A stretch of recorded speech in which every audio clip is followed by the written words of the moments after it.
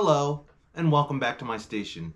My name is John with Good Burger Reviews, and I'm here to review a brand new 2025 movie, Opus.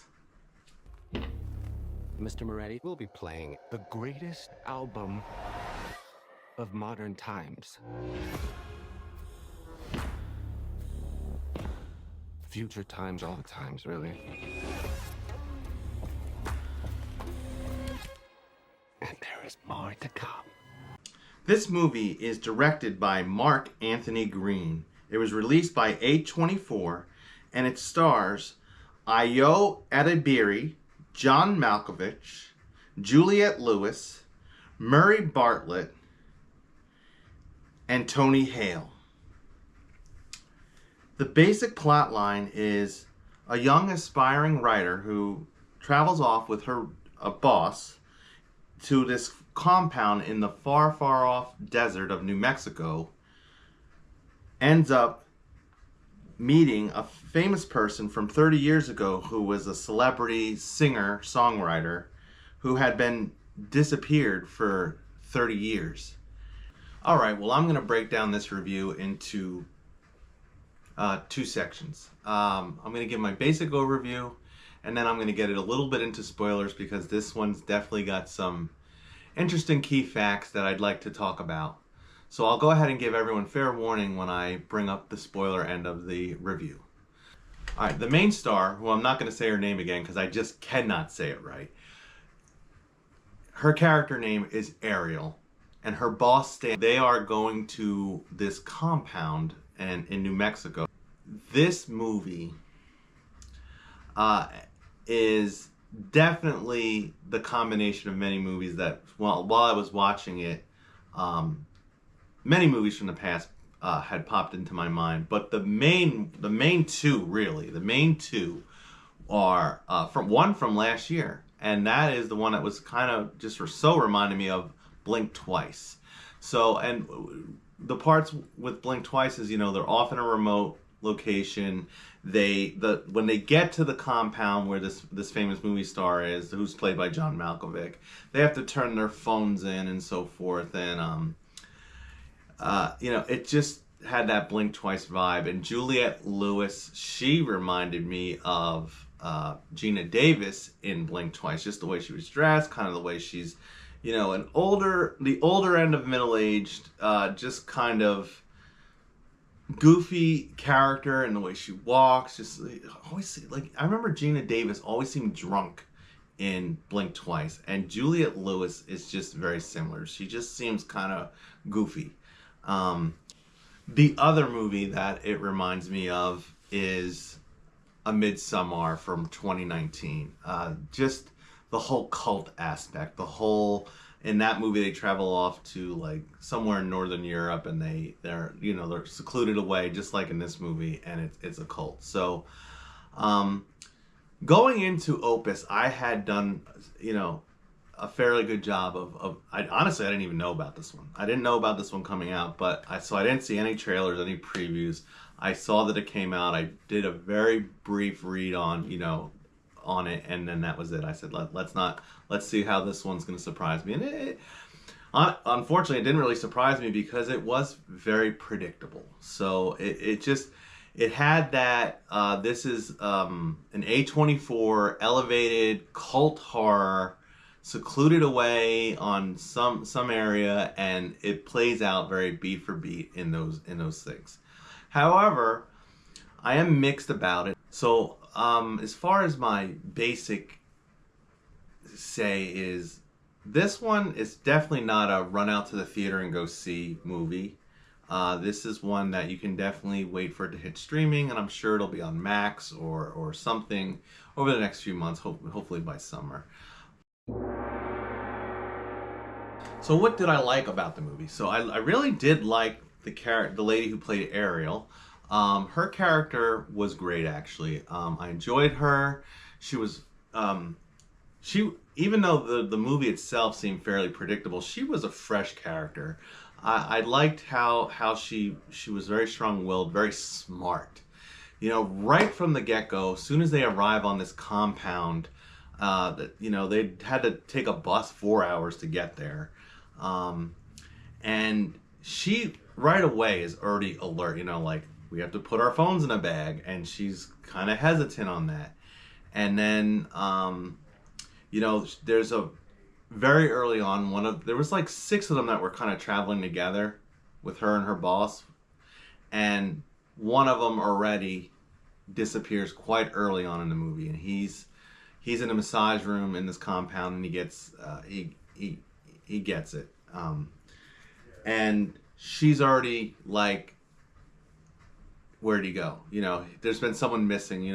They've been there about maybe even a half a day. I don't know. Maybe it was the next day already, but it was, she was already like, where's so and so? And I can't remember who he was because his character was kind of short-lived. He had a gripe with the antagonist, who is John Malkovich. In this, he played the star, or the star from 30 years back.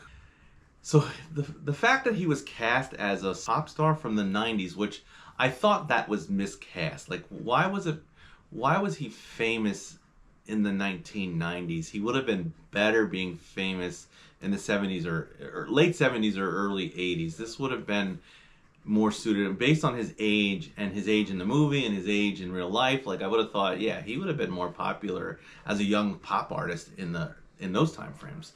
So, and he didn't give me this vibe, and the character didn't give me a vibe of pop artist from the 1990s.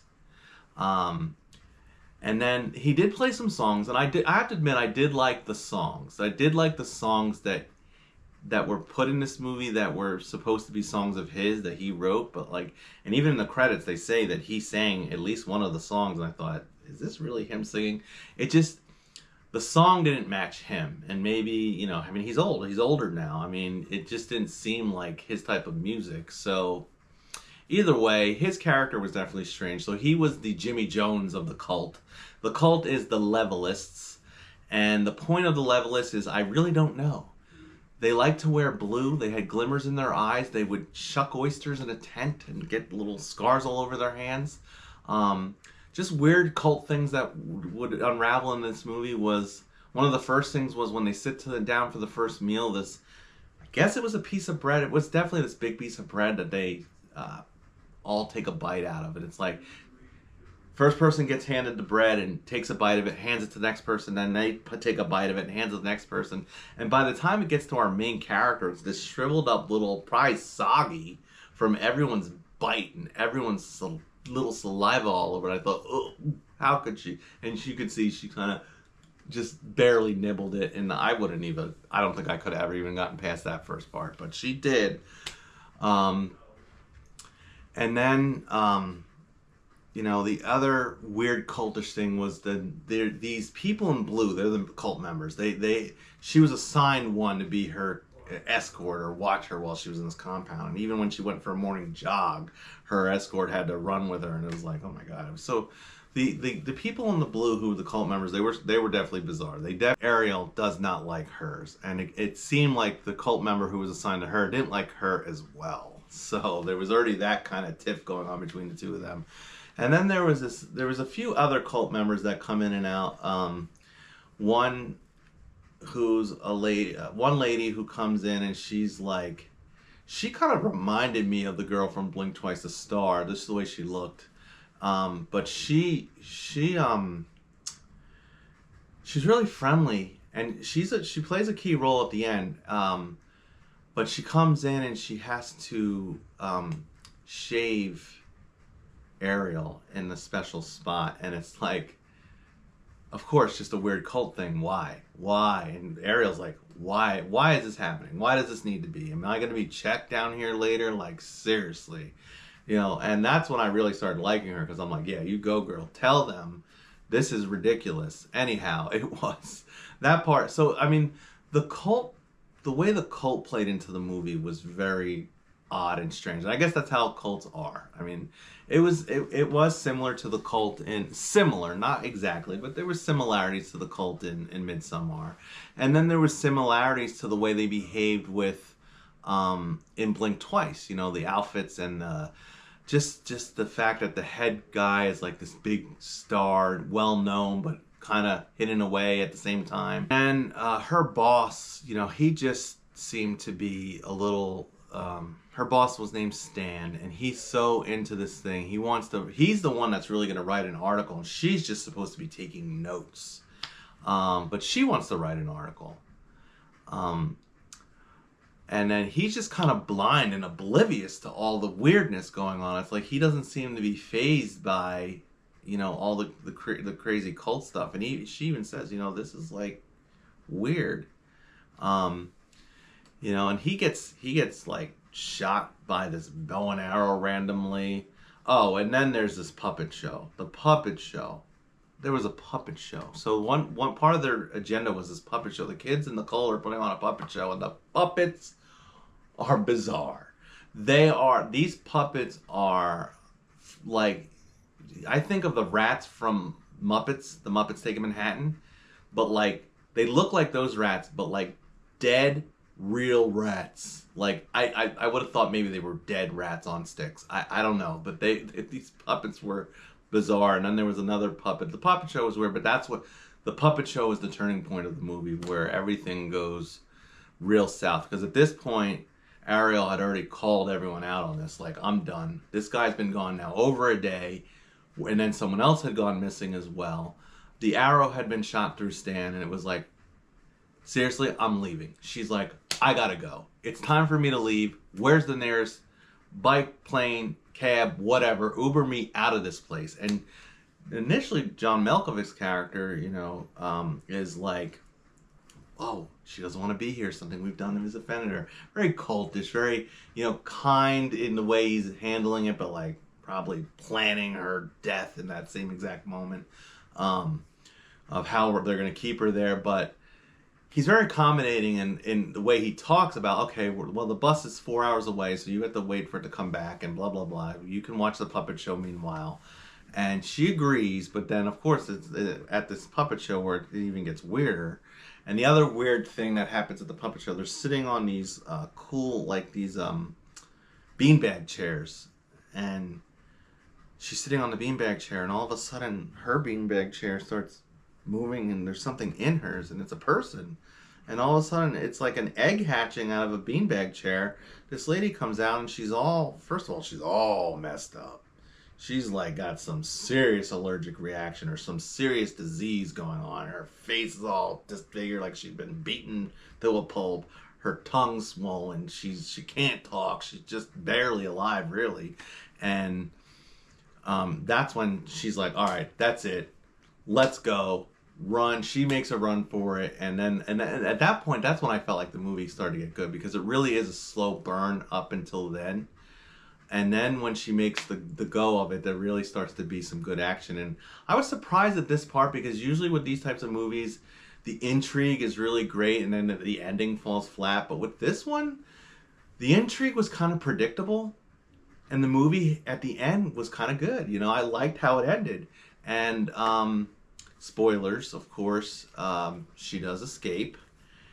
She escapes after the puppet show, and she gets over the gate and gets in a car and manages to bring back the police. And then it flash forwards to the future, where she's famous now because she wrote a book on the whole event, and of course it made her a famous journalist, author, and she'd achieved all her dreams through, you know, what transpired in this.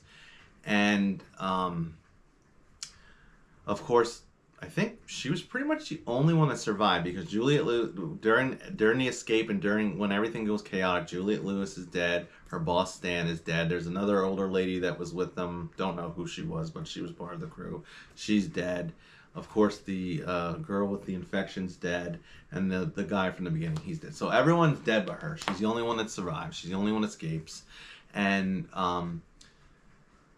it ends with 2 years later, where she's on this TV. Well, first she goes to interview John Malkovich in jail. So when they go back to get him, the police come back and he's just sitting there playing the piano. It was really weird. So cultish. Like Jim Jones had drank his own Kool-Aid and was just sitting there, like, you know.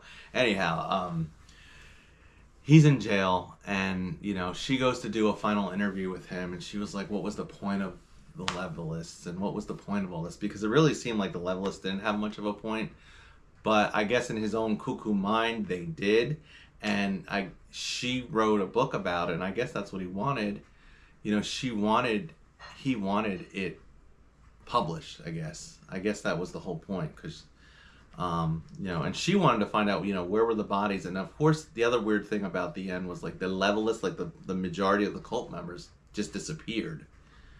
And then it kind of alludes that they escaped into the world and are amongst everyone in the real world. So that part was creepy too. That was another part of the end that I liked. So yeah, and then it finishes off with her being on this TV show, being interviewed by someone, and she's in the limelight. She's basically head of the journalism world and head of the author world, and it's like the lady interviewing her, I suspected like maybe she was a part of the cult. She had some sort of little pearl or some little thing gadget on her, and it was just a very, all of a sudden, boom, credits, because so overall this movie was it was a mix. Like I said, it was a kind of a slow burn in the beginning, a little bit of action towards the end, and then it just mixed with weirdness, and then it just nothing original. So I mean, did I hate it? No. Did I love it? No. I thought it was alright. It was a good one-time watch. I may watch it again just to kind of get some clarification on it when it does come on streaming. But I'm going to really give this one a basic burger, a very basic burger.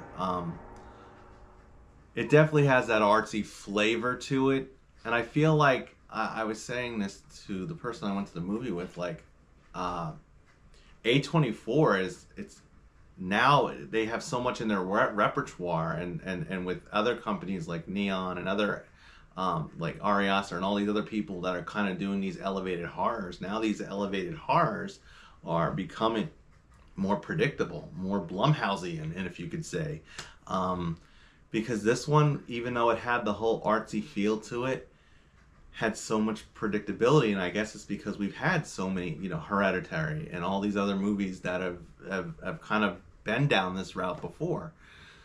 So I guess I'll just leave it there. We'll call that a wrap.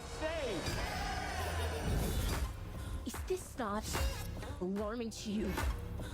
The back row's for sleep, but the front row's ready to rage. Are you sure you haven't been drinking with us? Okay.